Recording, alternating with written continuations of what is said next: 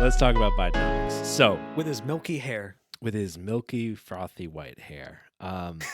Okay, so the issue at hand is that um, Democratic commentators and the Biden administration are trying to make the case that the Biden economy is strong and has gotten a lot stronger throughout his administration.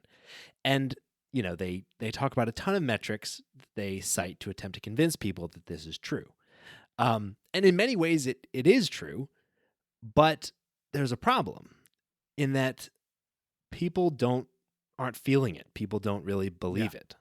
So like Gallup has an indicator called the Economic Confidence Index, which measures people's assessment of their confidence and happiness with kind of the economy and its trajectory. And currently, at the most recent polling, 19% of Americans, only 19% of Americans rate the economic conditions as excellent or good, with 44% of Americans rating them as poor and 37 describing them as only fair. So we've got like a big mismatch here, and it's one that is increasingly frustrating to the Biden administration and the Biden campaign trying to run again in 2024, as well as Democratic commentators and even economists who are all trying to say like, hey, things are good, and it's kind of falling on deaf ears. And so we wanted to like dive into like, okay, what's going on here? What's the real kind of economic record that we're looking at? And should people actually be satisfied, or is the Biden administration just out of touch? Yeah, absolutely.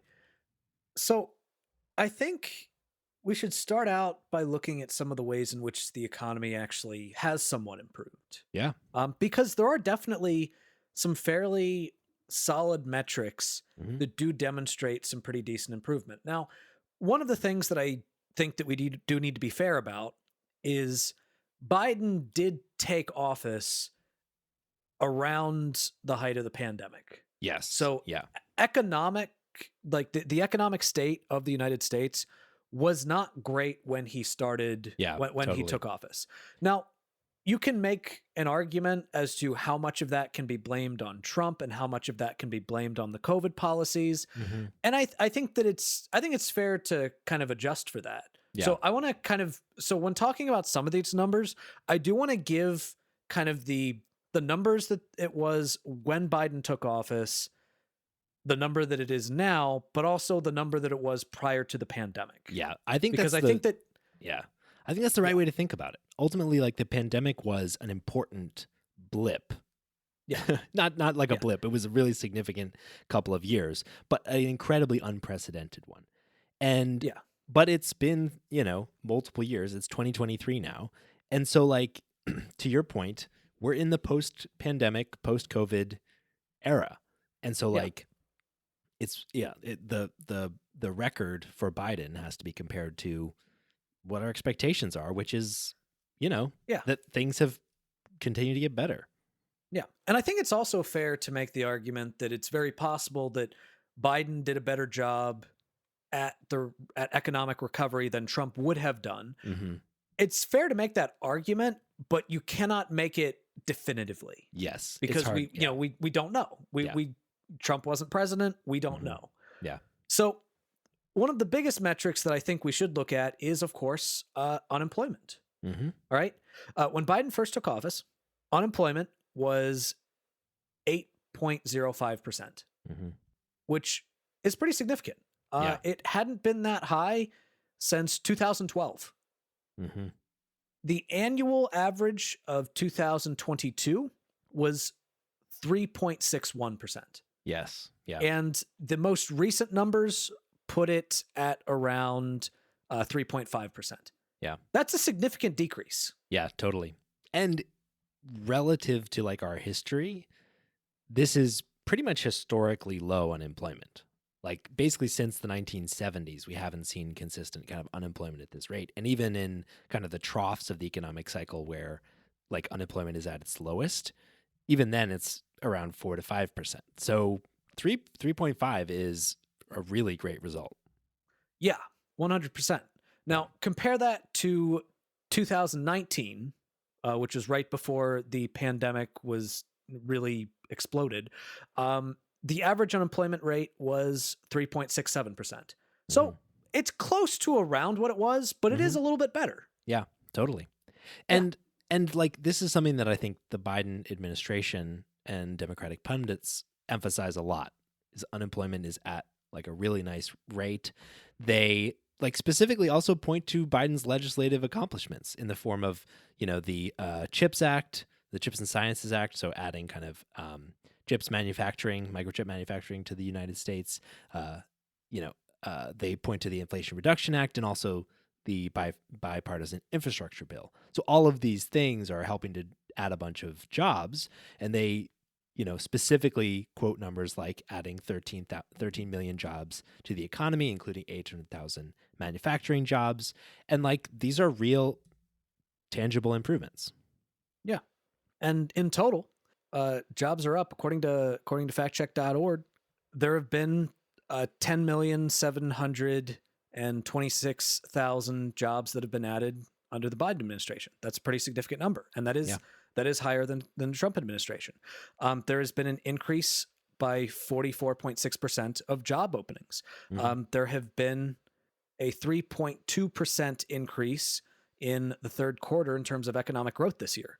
Yeah. Yeah. And ultimately, like low unemployment combined with, emphasis on growth in job openings and stuff like that tends to help wage growth, which we have been seeing. So like thinking about looking at like wages over time. So if we look at like average earnings per hour for private sector employees, for example, in December 2019, on average, people earned about 28.37 cents per hour. And that's just using an hourly number to make it comparable. This includes all private sector employees, right? And so by 2020, December 2020, even during the pandemic, this increased by 5.5% to 29.92 cents per hour, $29.92. And then if you take out like the spike in wages that happened like in April and May during the pandemic, this increase of 5.5% represents the highest year-over-year increase in wages since before 2007. And what follows this period is one of the largest increases in wages in decades. So the average year-over-year growth in wages from 2007 through the beginning of the pandemic was about 2.5%. But from June 2020 through September 2023, we averaged about 4.7% year-over-year growth each month, right? And like this represents an enormous like growth in wages for private sector employees as like an example segment of the population. Yeah. So pretty remarkable. Yeah. Yeah. And also, let's look at deficit spending. Yeah. Since he took office, which, when he took office in 2020, deficit spending was 3.1 trillion. That's a significant amount. Now, yeah. it's now it's 1.6 trillion, which is still a lot. But that's still fucked up. That's crazy. Oh, Yeah. I didn't even know that. That's remarkable. So basically, when Republicans are claiming that Democratic spending is like killing the US economy and that's why Biden economics fails, which is literally what they're saying, they're just totally lying. Yeah. And to be fair, because I want to go ahead and I want to make sure we're giving a full picture. In 2019, the deficit spending was 983 billion, about. Okay, gotcha. Thereabouts. So that was prior to the pandemic. Now, I think there are a few other important pieces of context that we do need to look at. Mm-hmm. One of the things is the fact that the deficit spending was significantly increased under Trump following the passage of the Trump tax cuts. And those Trump tax cuts are still in place. Yes. All right. Yeah. They're still in place, which means that you should be taking that into account to an extent when you are trying to figure out, okay, how much of the current deficit is the result of the Joe Biden administration and how much of it might be some excess parts of the Trump administration. So, although, also to be fair, Biden had the opportunity to unwind some of those tax cuts specifically for corporations and didn't. And so like like, True. yes, part of the deficit is like a big part of the deficit's Trump, but Biden, like his pro-business angle definitely incorporates some of that deficit But culpability as well. also, to be But fair, also, he did also establish a corporate minimum tax rate, which did Yes. increase taxes Which on is huge. corporations. And I think that this back and forth right here yeah, perfectly kind of encapsulates Bidenomics in a nutshell, which is the fact that there is always going to be a caveat within a caveat on top of a caveat, sure, with a qualifier that qualifies the caveat and a caveat that caveats the qualifier. And I can't decide how I feel about that, because like on the one hand, puts and takes, right? We're gonna give a little here, get a little there, like, is what a lot of people want. Well, what a lot of people claim to want out of politics. We want bipartisanship, we want compromise, all that stuff. At the same time, I don't like, it's really frustrating when someone doesn't take an opportunity to go all the way when they can do it. For example, with the tax thing with the corporations, like Biden increased the high end of the corporate tax rate, which is great. Increased it, but not all the way to where it was prior to Trump taking office. And then, to your point, also added a corporate minimum tax rate. But ¿por qué no los dos? Like, why not just, and like, I don't know what he bought with that compromise. And that's a bit of the frustration that I have with the Biden administration. And this goes back to the episode that you and I did when we kind of changed our tone on the pod to start directly advocating for Biden during the 2020 election. Yeah. Where we actually have an episode that's like one last warning about Joe Biden. And what we said was that what was likely going to happen is he would take office and things would maybe get a little bit better. Things would definitely be better than they were under Trump. But even if we get them to the point where they're better than they were under Trump, before Trump took office, we have to recognize the fact that things were not good.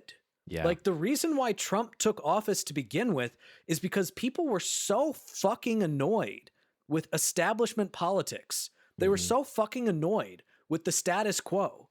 People were hurting. People were hurting supremely. I mean, keep in mind, fucking wages. Michael brought up wages in terms of, dollar amounts, but let's look at wages adjusted for inflation. Wages adjusted for inflation, according to the Bureau of Labor Statistics, if you look at the line between 2005 and 2022, it's almost a perfect straight line. The way they measure it is an ECI amount, a real ECI amount. ECI stands for Employment Cost Index. And the Employment Cost Index, when adjusted for inflation, in 2022, 104.4.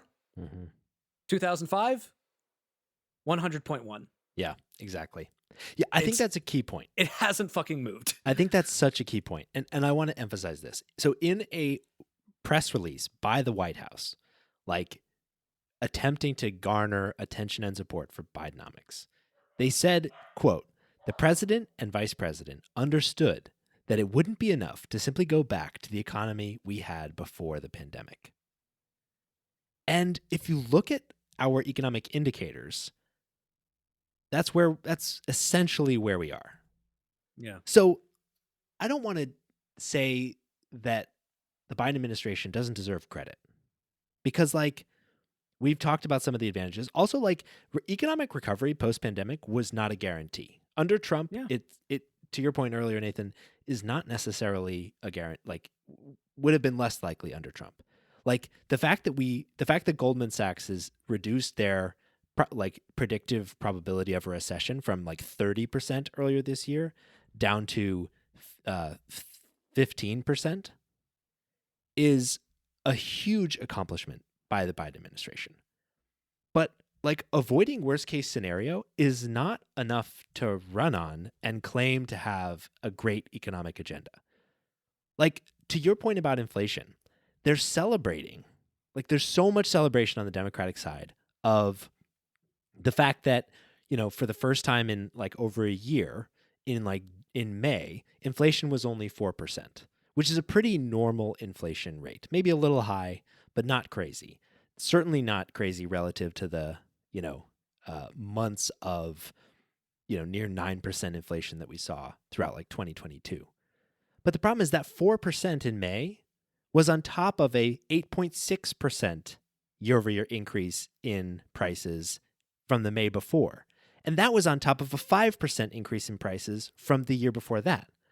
So like the thing is, like, relative to 2019, things have gotten significantly more expensive. If you look at the underlying measure of what inflation measures, which is the consumer price index, right? Which is a standardized, which is a cost of a standard basket of consumer goods in the United States indexed to the price of goods in 1980 or 1982. So basically, if goods cost you $100 in 1982, in September 2019, before the pandemic, that same basket of goods that would have cost you $100 in 1982 cost you $257 in September 2019. So that's about a 2.3% growth rate on average each year. So a compound annual growth rate.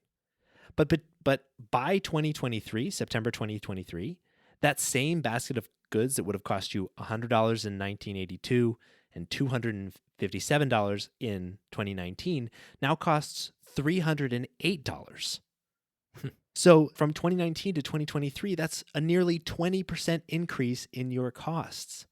So you can't pretend like it's just like inflation is no longer a problem, because we've already locked in the higher prices from multiple years of really high inflation, which, even despite historic wage growth, to your point, Nathan, means that real wages relative to 2019 are totally flat. Yeah. So yeah, we've literally, like, what's so frustrating is that we have people telling us that things are getting better and improving. And like all of us have been, working our asses off and like investing in our lives and trying to do better and trying to make things better for the past few years. And it's as if we've been in a time machine and we were just reset back to our starting place in 2019. Like, yeah, it is a big accomplishment by the Biden administration that things aren't worse. That's honestly in some sense progress. But like, basically we've bought, that progress with like multiple years of all of our hard work and stuff like that. And it's really frustrating and out of touch to me for an administration to attempt to take credit, like label their incredible economic agenda Bidenomics, when like all we've done is clawed our way back to a baseline that was already pretty shitty to begin with. Yeah. And the thing is, Biden's approval rating was the highest when he was cutting people checks. All right. When he was giving people tangible economic relief. Yeah. Because, I mean, I'll say it again, like I said it before, making people life better, making people want voting for you. Yeah. Not making people life better, not making people want voting for you. Yeah. And the thing is that the Republicans are trying to completely 100% blame inflation on Joe Biden. Yeah, which doesn't work. He does deserve some blame, but not for the reason that they're saying. Yeah. All right? Because their argument is, well, because of the checks that he cut to you, because of the things he did to actually help everyday Americans, that destroyed the economy. All right? Because of one of the actual good things that he did, that is what contributed to inflation. But we know that that's not the case. Yeah. I know that I've gone through these numbers with you all before, but I'm just going to very quickly go over them again.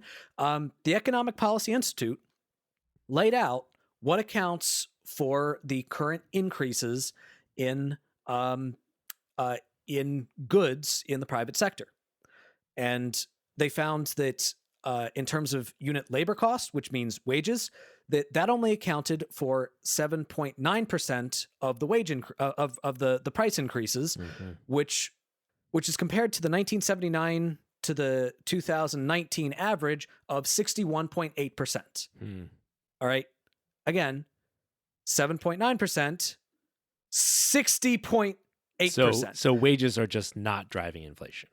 Wages are not driving inflation Yeah. whatsoever. So that's Yeah. complete bullshit. Yep.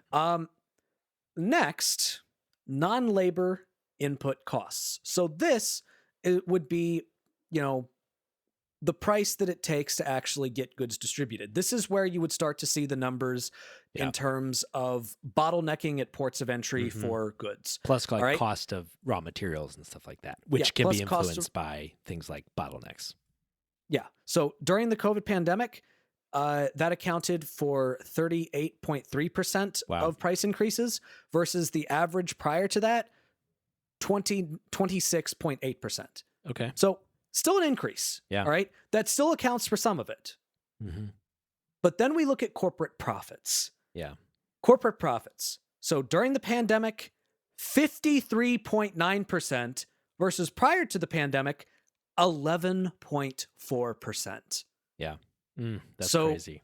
it is clear that the primary driver of inflation as a result of the pandemic was corporate price gouging. Yeah. That's a fact. That is what happened. And so you can't blame the Biden administration's fucking stimulus package that actually put money into the hands of everyday Americans for inflation. Yeah. You have to look at what's actually driving it. And Yeah. yes, bottlenecking was a huge part of it. But after that, the biggest driving factor was corporate profits. Now, the Biden administration could have advocated for several ways of trying to reduce that. Mm-hmm. And the Democrats actually did attempt to pass some measures in order to try to address that as well. The House of Representatives did pass a law on corporate price gouging, and there has been advocacy for the idea of a corporate windfall tax, which basically means that there would be a significant tax on the excess profits that they would have gotten from the pandemic. Yeah. But none of that ever passed. Yeah. And Biden did not really fight for it. Yeah. Yeah. I mean, corporate tax would be huge. I mean, Biden couldn't do this by himself, but trying to tax stock buybacks, like trying to figure out a way to make it so, like, to basically hem in the ways that corporations can just indiscriminately add profit to their books, right? Like, I totally agree. And I want to emphasize that. I think keep in your mind that the drivers of inflation are to some degree supply chain and raw materials costs, essentially due to problems as a result of the pandemic, and then corporate price gouging under the cover of economic uncertainty, right? They're basically sneaking in corporate price increases because everybody's expecting price increases.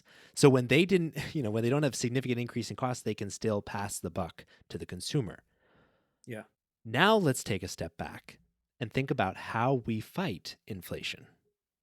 How the Biden Fed, which to be fair is not controlled by Biden, right? The Fed is independent, but how the Fed gets from nearly 10% inflation to just 3 to 4% inflation.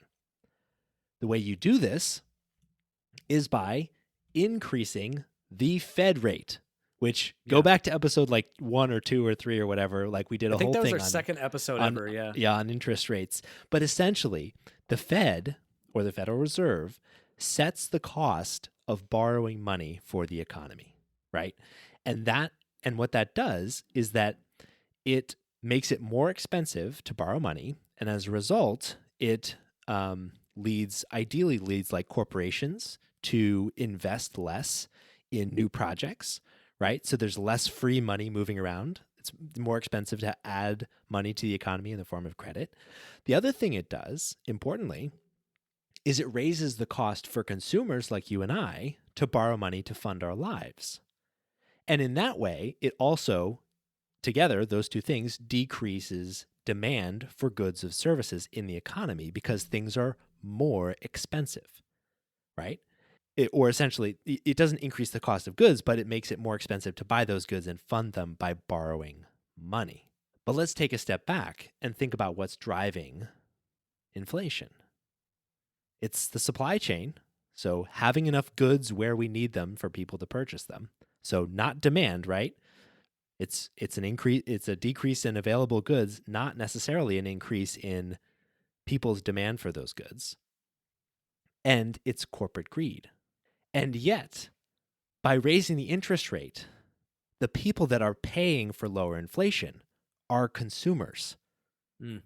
Because we can no longer afford to borrow money to fund our lives, we have to cut back.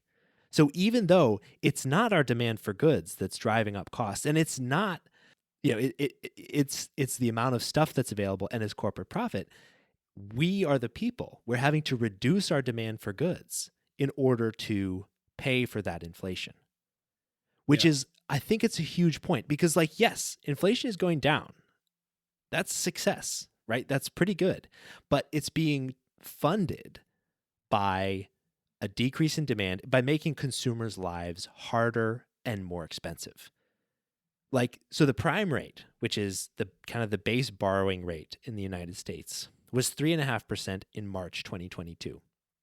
And the Fed has raised the rate by about 0.25% every couple of months since that time. And today, the prime rate is at 8.5%. And so the cost for borrowing money for a consumer has gone up 2.4 times, Mm. right? 2.4x the cost of borrowing money before. And that's what's driving down the cost of goods because none of us can afford to fucking buy them. And so, again, it's no fucking wonder that even though economic indicators are going in somewhat the right direction, all of our lives are harder to make that happen. So, which adds insult to injury to your point about the drivers of inflation, because we're not solving the root cause. In fact, in some ways, we might be making supply chain and goods availability worse by making it more expensive for companies to invest in growing, in building more plants and that kind of stuff. But at the same time, we're doing nothing to address the corporate greed that's really driving up the cost of goods. And so all of us are not only that's not only the case for consumer goods, right? It's also the case for the other parts of our lives that were already a problem in 2019. If you're forced to take on debt, I don't know, i.e. medical debt, because we've got a fucking onerous, draconian healthcare system, that's going to cost more now. If you want to buy a home, despite, a housing affordability crisis, your mortgage rate is going to be way higher now. It's going to be less affordable for you to buy a house. And so even adjusting for the increase in wages, we have eaten up so much of that in the cost of funding our lives in order to pay for corporate greed. Yeah. And it's fucking depressing. Look, a lot of people might argue that some of the criticisms that I've had about other alternatives that he could have gone for, that Joe Biden could have gone for, are done through the legislature. And because we had a razor thin majority in the Senate, that's kind of just a pipe dream. Mm-hmm. And that's a fair criticism. But here's the point that I would make to that. He fought like hell to try to get Build Back Better passed. It didn't pass. But you know what he did eventually get? The Inflation Reduction Act, which, although it wasn't as good as Build Back Better, it was still a significant piece of legislation. And I think that a huge reason why he passed that was because of how hard he fought for Build Back Better. So the point that I would make is that maybe if he fought for a corporate windfalls tax, or if he fought for if he fought harder for price gouging, maybe those exact things wouldn't have passed, but maybe an iteration of them would have. Yeah. Because the bully pulpit is real. All right. His role as the president does set, in a lot of ways, the legislative agenda of Congress, especially back when the Democrats controlled both the House of Representatives and the Senate. So the final thing that I would say, the final biggest disappointment that I would say about Biden economics is, of course, healthcare. Yeah. The leading cause of bankruptcy in America is, of course, job loss and medical debt. Now, one of my biggest criticisms of Joe Biden during the primary was the fact that he was against Medicare for all, which is something that we desperately need. Instead, he fought for the idea of a public option. He was saying, this is the way to go. This is the way to go. And then as soon as he became president, what was already a compromise that was not sufficient, he just completely abandoned He it. never mentioned it again. He never mentioned it again. Like, this was like fucking 50% of the debates in the primary involved healthcare. Involved him talking about how star-spangled awesome a public option is. And then he fucking abandons it as soon as he gets elected. Yep. And again, maybe if he had fought for it, maybe it wouldn't have passed in its exact iteration, but maybe it would have. Yeah. He didn't even try, though. Mm-hmm. So here's what I would say about Bidenomics, as he calls it. If we were going to grade it, I would give it a D+.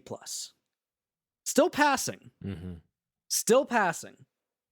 And the plus I would put in there because of the Inflation Reduction Act. Mm-hmm. Still passing, but damn, it's still so far away from where we need to be that I just, like, you can barely even see it. Yeah.